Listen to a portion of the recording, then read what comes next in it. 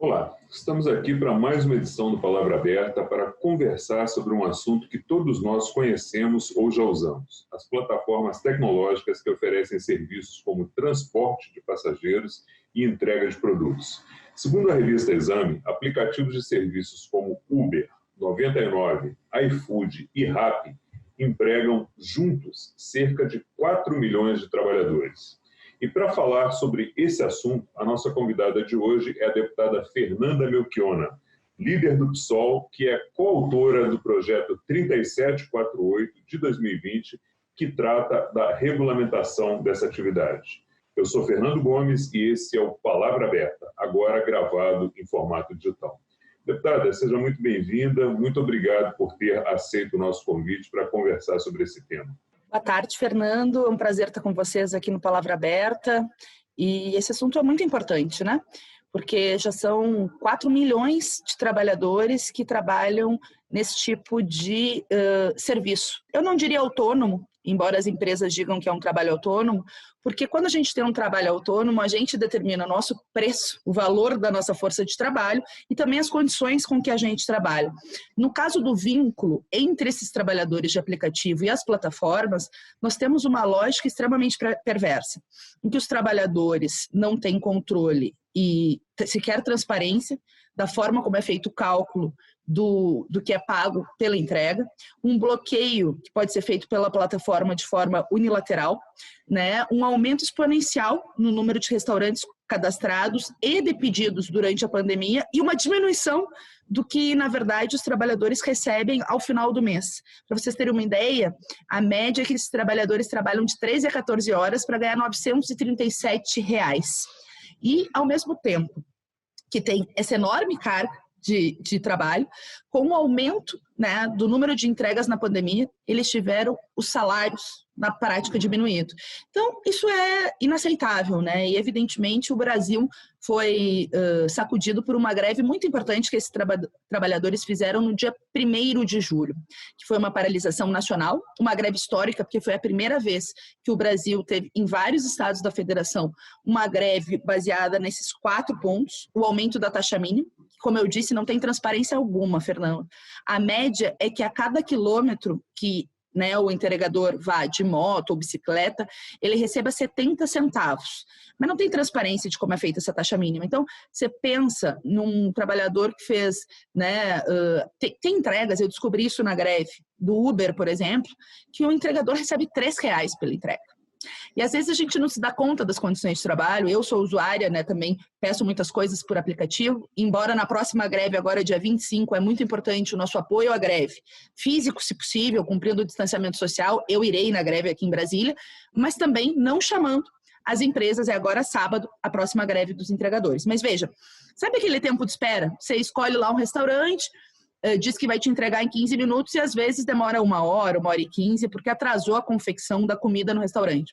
O entregador que pegou essa corrida vai lá no restaurante e vai ficar 40 minutos esperando esse lanche, não vai receber um centavo por isso, e vai receber os mesmos 3, 4 ou 5 reais para trazer na tua casa depois de pedalar 8, 9 quilômetros, né? Muitas vezes com fome, porque esses trabalhadores entregam comida o dia inteiro, mas não tem vale alimentação, não recebem nenhum tipo de alimentação do restaurante ou da plataforma, que deveria ter responsabilidade, na verdade, ou mesmo equipamentos de proteção individual para garantir com que haja proteção, ainda mais em casos de pandemia, né, de Covid-19, porque essas pessoas, homens e mulheres, estão muito expostos aos riscos, né? Eles vão no restaurante, trazem na tua casa e circulam bastante. Então, é uma situação extremamente perversa, é a cara da precarização do trabalho, e nós precisamos não só apoiar a luta dos trabalhadores, mas lutar por um projeto de lei, por uma regulamentação que garanta direitos.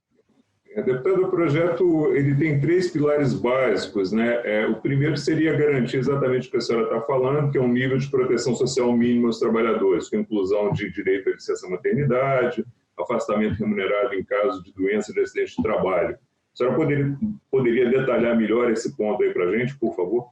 Sim. Assim, nós temos vários projetos tramitando sobre a pauta na Câmara dos Deputados. Um deles, que ainda não foi citado, depois eu entro nesse, é o 1665, que eu também sou coautora junto com o deputado Ivo Valente, com a deputada Sâmia Bonfim, deputada Luísa Erundina, deputado Marcelo Freixo, que cria políticas públicas para a proteção desses trabalhadores durante a pandemia. Isso para nós é muito importante. Equipamentos de proteção individual, indenização em caso de acidente de trabalho, mas também de Covid-19, pontos de apoio aos entregadores nas cidades, porque o que acontece? Essas empresas fazem lá, estão no aplicativo, mas não existe nenhum ponto de apoio para que a pessoa possa ir no banheiro durante uma jornada de 13, 14 horas, ou mesmo fazer um lanche, ou pegar máscara, álcool gel. Mais do que isso. Digamos, Fernando, que elas resolvam te bloquear porque tu fez greve. Foi uma coisa que aconteceu em vários estados brasileiros. A empresa bloqueia e unilateralmente tu não tem sequer direito à defesa e sequer um aviso prévio, sequer a possibilidade de saber porque tu está sendo bloqueado.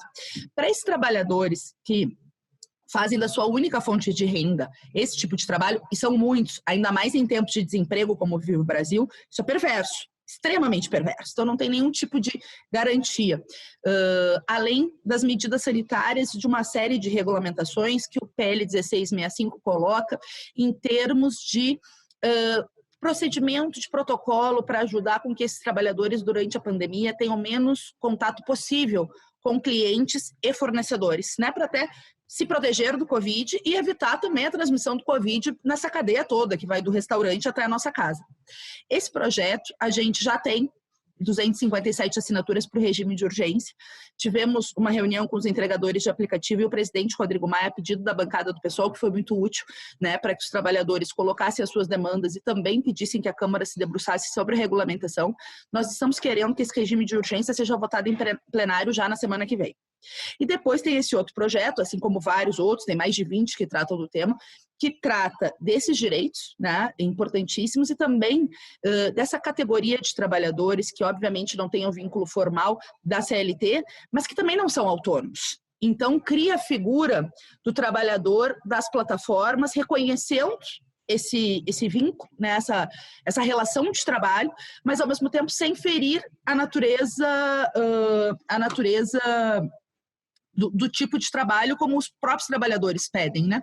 Então, o que ela cria? Direitos como um salário hora, o que é muito importante para garantir a ideia, né, de que esses trabalhadores tenham uma remuneração digna. Nós precisamos avançar numa taxa mínima também em relação ao valor, né, do que é pago para a entrega e mecanismos de transparência para que os trabalhadores saibam. Deixa eu te contar que quando comecei a trabalhar a pauta...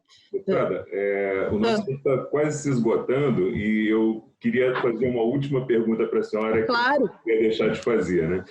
A senhora colocou agora a questão do salário mínimo hora, né? E existem outros pontos que são direitos que buscam se assegurar esses trabalhadores, como o repouso semanal remunerado, o adicional de 1/3 de férias e o 13º salário, que são direitos justíssimos e que os trabalhadores realmente merecem.